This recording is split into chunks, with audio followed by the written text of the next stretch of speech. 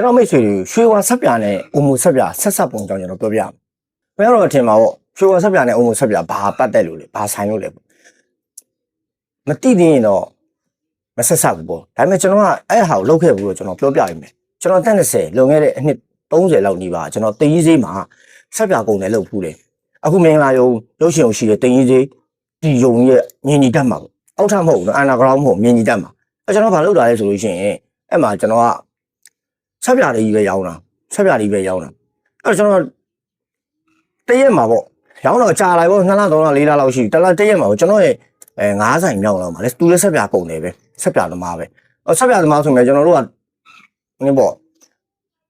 ဝယ်ရောင်းပေါ့ဗျာဝယ်ရောင်းပေါ့ဒိုင်းကြီးကျွန်တော်တို့လာချတယ်ကျွန်တော်တို့ကဆိုင်လေးကိုလက်ကားပြန်ဖြန့်တယ်အဲ့လိုမျိုးလုပ်တာပေါ့အဲ့မှာကျွန်တော်က4-5ဆိုင်လောက်ကဆိုင်ရွှေဝါဆက်ပြာတွေရောင်းတော်တော်ရောင်းတယ်ဗျာတနေ့ကို2ဖာ3ဖာကုန်ကျွန်တော်သွားပြီးတော့လေ့လာတာပေါ့ဘာလို့ဒီဆက်ပြာကုန်တာငါလည်းရွှေဝါဆက်ပြာရှိတယ်သူတို့ကလည်းရွှေဝါဆက်ပြာရောင်းတာချင်းတူတူပဲအဲ့တော့ရွှေဝါဆက်ပြာဆိုနာမည်ကြီးအဲ့မှာရွှေဝါကိုလိုက်တုခိုးတဲ့ရွှေငါတို့ရေဝါတို့အများကြီးပဲအတုပေါ့ဗျာအစ်စ်ကတော့အစိုးရထုတ်တာပေါ့နော်ဘရုံမှာစက်ရုံကထုတ်တာအဲ့မှာကျွန်တော်ကတော့လေ့လာသူကဘယ်လိုလဲဆိုရွှေဝါဆက်ပြာအပွေးတက်လူရလည်းဘလူစိတ်ကူးလည်းမသိရွှေဝါဆက်ပြာအပွေးတက်နေကောင်းတယ်စစ်တယ်မှန်တယ်ဆိုပြီးတော့ပြောကြပြီးတော့ရောင်းကောင်းတာပေါ့အပွေးတက်ဆိုတာဗျာဆက်ပြာပုံမှာအဖြူလေးအဖြူပတ်လေးတွေမြုပ်မြုပ်လေးနဲ့ကတ်နေတာအပွေးတဲလို့ခေါ်တာအဲ့ခေတ်ကတကယ်ရှိခဲ့တယ်တကယ်ရှိခဲ့တယ်နာမည်ကြီးပေါ့ဗျာရွှေဝါဆက်ပြားလဲကျွန်တော်အကြောင်းတက်နေကြတဲ့ကျွန်တော်အကြံဖန်မျိုးစုံလုပ်ပြီးတော့ကျွန်တော်ကလုပ်လာတာဆိုထားပါတော့ဒါကလည်းအဲ့တော့ငယ်သေးတဲ့ခါကျတော့အကြံဖန်လေးမကောင်းတာကြီးကလင်ချစ်တယ်မသိဘူးဗျာအဆင်ပြေလုပ်ငန်းအတွက်ရတယ်ချောင်းချောင်းလေးလေးဖြစ်တယ်ဆိုရင်ကျွန်တော်လုပ်လိုက်တာပဲအဲ့ကျွန်တော်ဘာစိတ်ကူးရသွားလဲဆိုတော့ကျွန်တော်မှာအိုမိုဆက်ပြားရှိတယ်ရွှေဝါဆက်ပြားလည်းရှိတယ်အစ်စ်ပေါ့ကျွန်တော်တို့ဘရိုမှာဆက်ရုံရတယ်ဒါလိုက်လာချတာတောဝယ်ရတာလည်းရှိတယ်တိုးရတာပေါ့ဗျာဆက်ပြတိုးတာပေါ့အခုစီတိုးလို့တော်တော်ဆက်ပြလည်းတိုးဘူးတယ်အမွှေးတယ်လည်းတိုးဘူးတယ်အဲ့တော့ဂန်ဒီမွှေးတယ်နာမည်ကြီး1500ချက်10တိုးရောက်လို့ရှိရင်ဆိုင်ကန်းကကြီးတယ်ငါဒါမျိုးအဲ့တော့ရွှေဝါဆက်ကြောင်ပြန်ပြောလို့မရှိကျွန်တော်ရွှေဝါဆက်ပြကိုအပွေးတက်ရှားလို့ဝယ်လို့မရဘူးလေသူကကြာလာတဲ့ခါမှာသူကအဖြူလေးနဲ့အမွှေးတက်လာတာအဲ့တော့ကြာတယ်ဆိုလို့ရှိရင်ဒါဆက်ပြရင်လို့ရှိရင်နှုတ်လာတဲ့ဆက်ပြဆက်ရုံကထုတ်ခါတာအနှုတ်တဲ့ကောင်းတယ်ပေါ့အဲ့ကျွန်တော်ဘာကြံဖန်ရသွားလဲတနေ့တော့ကျွန်တော်ဆက်ပြားလေးတကြီးစီမှာဆိုင်ကုန်ရှိတယ်ဆိုင်ကုန်အောက်မှာကျွန်တော်ဆက်ပြားပစ္စည်းသိမ်းတာပေါ့ပစ္စည်းသိမ်းတဲ့ဆိုင်ကုန်လေးကိုကျွန်တော်အမှတ်မထင်ဝင်တော့အဲ့မှာအိုမူဆက်ပြားမှုထက်တဲ့မဟုတ်ကြော်ညာအိုမူဆက်ပြားမှုအထုပ်ပေါက်ပြီးတော့ရွှေဝါဆက်ပြားဖို့မဟုတ်ကြာနေတဲ့အချိန်မှာဆက်ပြားရွှေဝါဆက်ပြားဘေးမှာဒီအိုမူဆက်ပြားအမှုလာကတ်ကျွန်တော်အမှအကြံတစ်ခုရအောင်တိရွှေဝါဆက်ပြားအမွှေးတက်အောင်ကျွန်တော်အကြံဖန်လုပ်တော့မှာ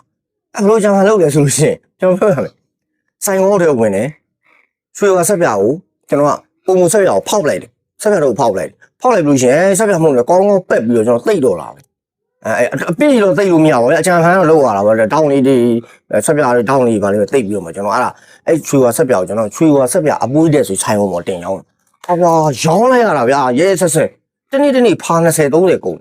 ကျွန်တော်ဘေးဆိုင်ကြီးကဆက်ပြားထိုင်နေရမနာလို့ဖြစ်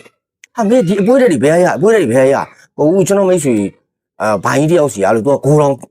်ရှင်းတာလို့ကျွန်တော်ထုတ်ပြီးတာလို့ကျွန်တော်ခင်တော့ဗျာလို့3ယောက်ပဲရတယ်လို့ကျွန်တော်လည်းဒါကိုရောင်းရမရှိတော့ဘူးဆိုကျွန်တော်အဲ့မှာရောင်းတာ10လလောက်ကြာဆက်ပြအပွေးတဲ့တွေကမကုန်နိုင်ဘူးဒါဆိုရှင်ကျွန်တော်မင်းပါဒီဒါဆိုမင်းအိုမိုဆက်ပြဖောက်လိုက်တဲ့ပေါက်သွားတာဘယ်လိုလုပ်လဲရှင်းလေးအိုမိုဆက်ပြကျွန်တော်လာချတယ်ပေါက်ပြဲလာ damage ဒီမှာပေါက်ပြဲနေကျွန်တော်ပြန်အပ်လိုက်အောင်မယ်မှန်လို့ရှိရင်အိုမိုဆက်ပြလည်းကျွန်တော်လက်ကားရလိုက်တယ်ရွှေဆက်ပြလည်းကျွန်တော်အပွေးတဲ့ဆိုပြီးတော့အိုမိုဆက်ပြမှုတွေတုတ်ပြီးတော့ဈေးကွက်ထဲမှာရောင်းလိုက်တယ်ဒါတော့ဈေးကွက်နည်းပညာတစ်ခုပဲကျွန်တော်လုပ်ခဲ့တဲ့အစီအစဉ်တစ်ခုဒါကျွန်တော်ရှင်းပြတာပေါ့နော်အဲ့ဒီအချိန်တုန်းကဒီဥစ္စာပြောရမယ်လို့ရှိရင်ဗျာပွင့်နေပြောရမယ်လိန်ရောင်းတဲ့သဘောပဲလိန်ရောင်းတယ်ဆိုရင်ကျွန်တော်ရွှေရောဆက်ပြအတူရောင်းတာမဟုတ်ဘူးအစ်စ်ကိုပဲရောင်းတယ်အိုမိုဆက်ပြနဲ့ပေါင်းလိုက်ပြီးတော့ဆက်ပြအပွေးတဲ့ဖြစ်အောင်ကျွန်တော်လုပ်ပြီးတော့ရောင်းနေတာအဲ့လိုပဲကျွန်တော်ဈေးတွေဘောကအများကြီးကျွန်တော်လုပ်ခဲ့ဘူးလေတင်မောသားလည်းလုပ်ခဲ့ဘူးလေမျိုးစုံကျွန်တော်ကြုံခဲ့ရတဲ့အကြောင်းအရာလေးတွေကျွန်တော်မိတ်ဆွေတွေကိုတစ်ခုချင်းကျွန်တော်ပြန်ပြီးရှင်းပြပါမယ်ဒီချိန်မှာတော့ရွှေဝါဆက်ပြကိုအုံမိုးနဲ့တုတ်ပြီးတော့အပွေးတဲ့ဆိုရောင်းလို့မရတော့စီဝိုင်းလောက်တာပဲဖြစ်ဖြစ်ကျွန်တော်နီးပညာတွေလောက်တာပဲဖြစ်အချိန်ခါဆိုတာရှိတယ်ခင်ဗျ